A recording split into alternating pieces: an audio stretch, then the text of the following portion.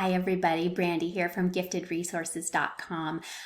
Welcome to Gifted Unplugged. This is a one and done. I honestly just push record and I just speak from the heart. What's going on in my business, what's going on in my life, what I'm learning along the way, how I'm making a difference on the planet, and how people on the planet are making a difference in my life. And today I'm talking about a variety of subjects, and I'm excited that you're here to join me.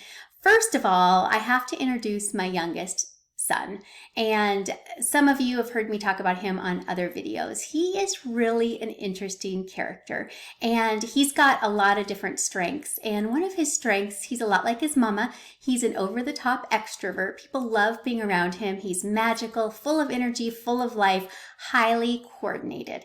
One of his passion areas, more than anything else in the world, is to ride dirt bikes, and that's how he gets his psychomotor needs met. He loves to go out. He loves to ride fast. We actually bought the property that we're on now because we've got 5 acres that are flat, and there's acreage next door that he rides on as well. So he has access to 15 acres of flat land where he can just ride and speed and go around, do all sorts of things. Yesterday, as always, he said, "Mom, will you please come out and watch me?" I don't know about you. Those of you who are moms and dads, if you're raising boys, they want their parents to watch. I mean, ever since he was little, it was, "Mama, come watch me. Watch me do this. Watch me do that." It might be a magic show that he was doing. It might be, riding his motorcycle, learning to do a wheelie for the first time. I was constantly watching, and I'm still watching. He's in high school. I'm still watching and proud and lucky to be able to do it. Yesterday was a sunny day in Washington State. We've had a lot of rain lately. It's been I think they call it an atmospheric river. And so we had quite a bit of snowpack that was still here. We live north of Spokane, and it's all melted now. It's 50 degrees today, absolutely gorgeous outside, and the snow is melting. The puddles are now gone, but all of that moisture and water has now seeped down into the ground. And this boy decided to get onto his motorcycle. He came in afterwards covered in mud from head to toe with the biggest smile on his face. So Bella and I went out to the back porch. I have one of those, I think it's called a snuggly. I don't know if you've seen it before. It has sheepskin on the inside, and you get it from Costco. It goes over your head completely down. It has a place to put your hands. It wasn't terribly warm yesterday, but I brought my tea out onto the back porch and I did what he asked. I watched. And our family has an old tractor. It's like a 1966. My husband's wanted a tractor, ever since we've gotten married. Grew up on a farm and wanted a tractor. So he bought this old tractor, and together they went up to the tire store, Les Schwab, up north, and they got this combine tire. So it was this massive tire that we brought home. I think we ended up bringing 3 of them home, and we dug a big hole in our back 40, and we put this combine tire into the ground. And so now the combine tire has become a jump. And so Ren can go up and over it. And it's not an easy jump. And Ren has been riding motorcycles since he was 3 years old. And this is not an easy feat. And so every year he goes over the jump, and if he doesn't gun it, he falls. But he was in his head. Like, he hasn't done this since last fall. This is the first ride of the season, and it's super muddy outside. And so it's kind of slick, and he's weaving in and out. And he was totally in his head. And I would watch, and he'd go up, and he'd go up, and then he'd go back down. And then he would flip back around, and he would give it some gas. He'd go up, and he'd go back around. I'm not kidding. This went on for 45 minutes. And there were several times that he came back over and he said, I'm in my head. I'm going to do it this time. I promise I'm going to do it this time. Ended up going again and again and never did it. And the kid is competent. He is one of the best riders I've ever seen. And he was in his head. And he couldn't get out of his head in order to make that jump. It had been a while since he had done it, but it was that fear and that inability to move forward, because fear was really stopping him at that moment because he couldn't get up and get over it. But he recognized It was the mental models, the self-talk that was going on on his head that was stopping him, which was interesting. And I kept saying, come on, you can do this, but it doesn't matter. The amount of external from mom was not important at that time. And he was really struggling. And it's hard when you get in your head. And I'm going to talk about that today. Just the idea of being in your head and how you work your way out of it. It's not easy. One of the things that I love to be able to do is have tea with moms. And so I poured my nice big, and let's talk about this. So I too was in my head yesterday, and I woke up in the morning and I thought, can I do this? Like, I've got this idea for my company. Things are going well.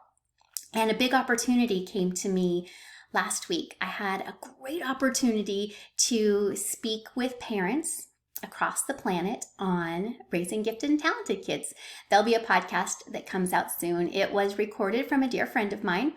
I used to work with her years ago when she was schooling her own children in a virtual school. So I started in virtual education back in 2002, and I worked with this mom and her 3 daughters, and she was absolutely lovely. And it was when my youngest was just born, and he is almost 20 now. And so it was nearly 20 years ago before online was even a thing. And she said, I need an expert in the area of gifted and talented who can come and really shed a light on parenting gifted kids. I'm like, I would love that. And she asked me, well, on gifted education in general, she asked me what I wanted to talk about. I said, my passion is to talk about parenting and raising gifted kids so that they can reach their highest and greatest infinite potential.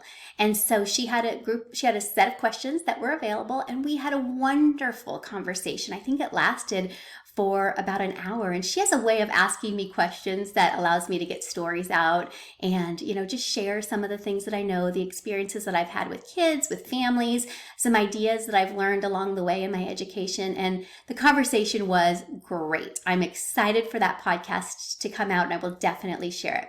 The issue that got in my head was afterwards, I was talking to her. Beforehand, I asked about her audience, and she said, yeah, we have an audience of about, between the ages of 25 and 50, and it's really those moms that are about 28, moms and dads, so they weren't just targeting moms. And so afterwards, we were talking, and I said, so what's the reach of your podcast? And she said, we have a listening audience of 48,000. And that's when my heart sunk. And I was elated both at the same time, but I really thought about, 48,000 people listening to my message. And she said that of, the videos that come down, there was one that was really popular and it got 2,000 downloads. And of those 2,000, these people listened all the way through. And I was excited on one hand because I knew that my message was going to go far and wide, but then terrified on the other hand of just that sustainability and exposing, people to my business, but then also thinking, how am I going to make this sustainable so I can bring in people and kids into the community and families into the community? What does my business model look like? And how do I do all of this so that I do it in a way that is honoring to my customer? I can still give the same level of customer service, and I don't fail. And I think all of us kind of feel like that because we don't want to fail, especially when we're gifted individuals. We want to do things, we want to do it well, we want to do it in a way that we're doing it with integrity. And it was a little bit scary. And I thought, boy, here I am. I'm an edupreneur, so an educator gone entrepreneur, and I don't have a business background. I'm self-taught. I've been reading and listening to everything that I can, talking to as many people as I can. I'm part of a mastermind group, but I just had a lot of questions. And I just think that God has a way of bringing the right people into our lives at the right time. And so I'm sitting there with my notebook, and I actually have my notebook right here. I was writing down some things, some ideas, figuring out, getting all of it kind of written down. And I was starting, and I had one of my moms from the community who I know quite well. And she said, how are you doing today? And I said, she's part of my inner circle, really helped me to get, things off the ground. She's been that sounding board for me along the way. And I said, I am in my head and I would love to chat with you and it was something very basic. I said, I need a tagline. And I knew I needed way more than a tagline, but that was what I was working on at that very moment, was the tagline. And she said, I've got some time. Do you have some time to talk? I said, oh, I would love it. And so she gave me a call. We picked up our cup of tea and we talked. And it was wonderful. It was exactly what I needed. And sometimes what I found is that when you're stuck, just having somebody else who knows you and can see things from an outside perspective is so, so helpful. So I took that time and I shared with her everything that was going on. I was very transparent. I shared the elation that I felt. I shared about the podcast. Her son is in the program, so she's very aware of what it is that we do, excited about it. And she's seen the business evolve over time. And I shared my fears. I shared all of it. And she gave me some great clarity and really helped me get through some of those hurdles. And I was just able to talk through everything with her. And it just felt so good because sometimes, especially as women, we tend to process out loud. And to have somebody else to do that with that had a business mind was a fantastic opportunity for me. And it made me think a little bit back to Ren yesterday, thinking, wow, iron sharpens iron. And if he was there with somebody else who could give him some coaching to help him get up and over that jump, he probably would have gotten out of his head and done just fine. But sometimes we sit there and we just are stuck because people don't get us. And we don't have anyone that we can talk to that understands the walk that we're walking, the journey that we're on, and we feel like we're doing it alone. That was one of the reasons that I created the Infinite Unity Gifted Community, was to create a place for kids and parents where they're not doing it alone. It's all of us are in it together. The parents are in it for one reason. We want to help our gifted kids reach their infinite potential. And one way that we do that is to help them to find intellectual peers. And along the way, moms are finding these intellectual peers as well. And we are realizing that we're in it together. And I realized that yesterday. It was so helpful for me to be able to talk through those scary things, those hard things with her. And the most interesting part of all of it is I knew that she was looking into an LLC and into a business. And we were talking about that earlier this week. And she said to me, I got my LLC and started my business yesterday. I said, you did? That's so exciting. I said, what is your business? And then she told me the name. And I said, what do you do? And she said, I help small business owners like you get over these hurdles and work through the problems inside of their companies. And I was like, are you kidding me? God brought you into my life exactly when I needed you to help me get over this hump. And to break through and to get on the roll and get the momentum that I needed to have in order to move forward. And I got goosebumps at that moment because I think as we're doing the right thing and we're on the path that we're supposed to be on, I always tell people the doors either fly open when we're doing the right thing or slam tightly closed when we're not. And the doors were flying open, and that was exciting for me in so many different ways. And to have her to give me that clarity and to be able to help me was such a awesome opportunity. And it made me think back to something I learned in my PhD program called Imposter Syndrome. And we're probably all familiar with it and probably have all felt it as well. Imposter Syndrome is when you feel like you're the only one in the room that has these specific feelings, concerns, fears, worries, all of the things. And when I was in my PhD program, I was part of a dialogue class where we all sat in a circle and there was a talking stick that we had and we would pass it around so each person had an opportunity to talk. And when it was your turn, you spoke and others listened. And in that class, I remember thinking, and I thought it the entire time. My first class that I was there, I did this with my very best friend. And I said, let's do this PhD program. I knew for myself, in order to get from point A, where I was, this young educator, to point B, where I wanted to be, coaching, inspiring, teaching, and training adults, I needed to do one of two things. My mentor told me I needed to either write a book to get credibility or I needed to go back to school and get my doctorate. And so I talked to my friend. I said, it'll be like girls' night out. Let's do it. It'll be so much fun. And we did it. It was fun. It was a lot of hard work along the way as well. And one of the things that both of us felt on that first day was we had a very, very intelligent man as our first professor. And he was saying things and using words that I had to go back afterwards. I jot them down and think, what was he talking about? And in my classes, there were people who had, were working on either their second or third PhD.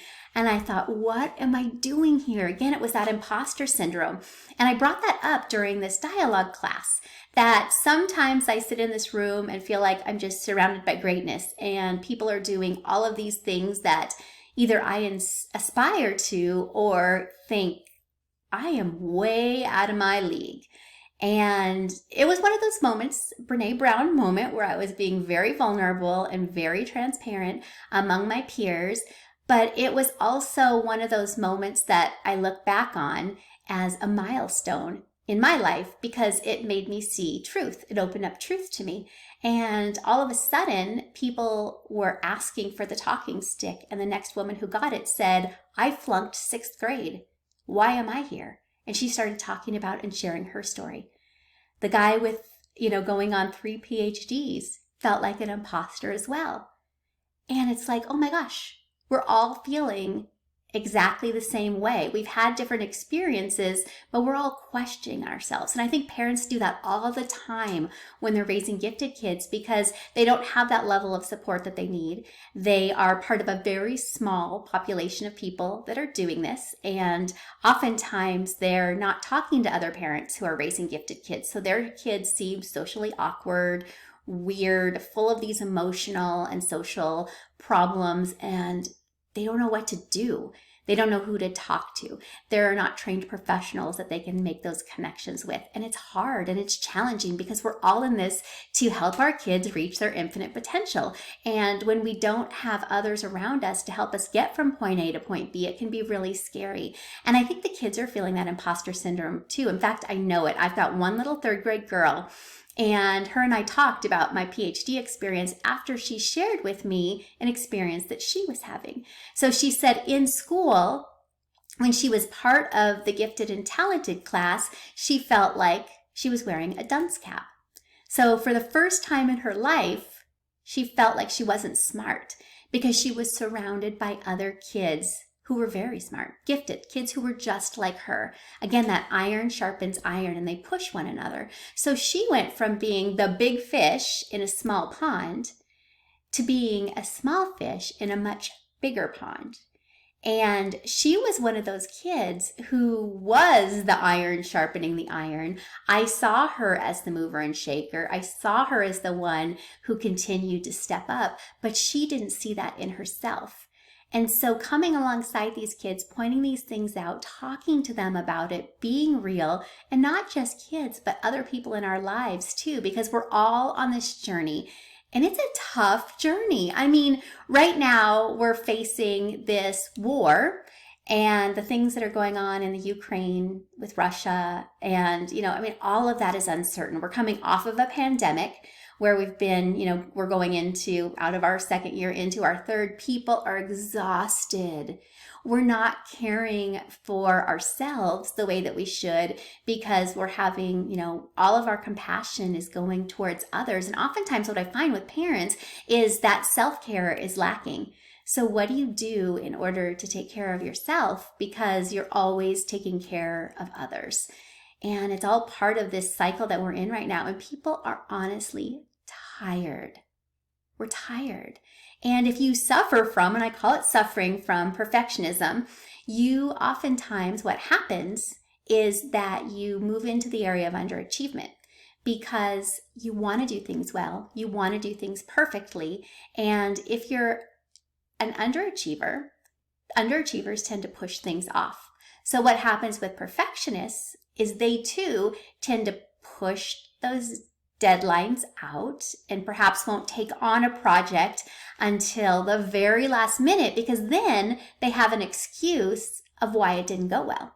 And it didn't go well because I only gave myself 24 hours and really I needed a good 3 to 4 weeks for this project. So that perfectionism then can be debilitating and turn into underachievement and procrastination in ways that we don't even realize are going to happen.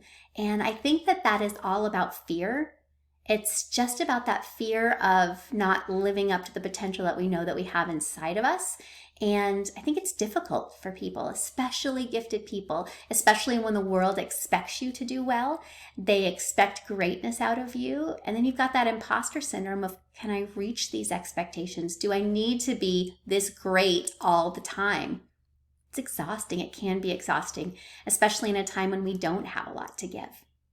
One of the things that we do in our community is called visual thinking strategies. And every week I bring forward a picture to kids and parents and I ask them what's going on in this picture. And this promotes critical and creative thinking skills. And in this specific picture, when I ask them what's going on, I continue to ask why questions to get them down to figuring out what is it inside of this picture that makes you say what you're saying. And I love doing it with kids. I get the greatest ideas and feedback and thoughts from them and realize how young they really are when they don't see things in the picture or even know what they are. So for instance, in this latest picture that I'm about to show you, there were milk crates and they didn't have a word for the picture milk crates. They didn't know what the boy was walking on, which I thought was darling because those of us who are Generation X and millennials, we definitely know what those milk crates are. But it was fun because I put this out to parents. I have one parent, I want to read to you what she had said about these milk crates. And take a look at the picture. And what she said is, I see a boy who looks confident about taking the next step. He knows and understands the path he's on and what's needed to get to his goal. I also notice that some of the milk cartons are closer together than others and the steps are of varying colors and heights. This represents to me that not all steps are the same, just like no two people have the same journey through life. However, our journeys are not as truly different as they appear. We are all using. I love that because we're all on the same journey. It's a very similar journey, especially when we are raising gifted kids. It's the same journey, folks.